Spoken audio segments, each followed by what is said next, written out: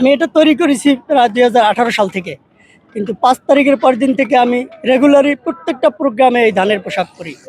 যেহেতু বাংলাদেশ জাতীয়তাবাদী দলের প্রতীক ধানের শীষ, সেই ধানের শীষ দিয়ে আমি পোশাক তৈরি করে বিভিন্ন এলাকায় বিভিন্ন জেলায় আমি এই প্রোগ্রামে অংশগ্রহণ করি। যেহেতু আমাদের নেতা বরিশালে আসছে আজকের, সেই উপলক্ষে আমি এখানে মঙ্গলবারে এসেছি, একদিন আগে এসেছি।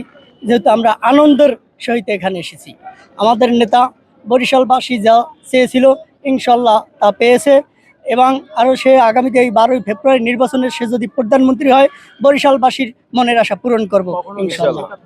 যে সাক্ষাৎ হয়েছে এখানে, ইনশাল্লাহ পরবর্তীতে আরও সাক্ষাৎ হবে তার। বিএনপির যে কোনো জেলায়, যেখানে প্রায় জেলায় আমি প্রোগ্রামে অংশগ্রহণ করেছি। যেহেতু ঢাকা 300 ফিটে ছিলাম, এয়ারপোর্টে ছিলাম, এরপরে গুলশানে ছিলাম, পটুয়াখালী ছিলাম, এই বরিশালে কয়েকবার ছিলাম, বাউফলে একবার ছিলাম, তারপরে দুমকিতে ছিলাম, বাকেরগঞ্জ ছিলাম, বিভিন্ন জেলায় আমি প্রোগ্রাম করি, খুলনায় ছিলাম।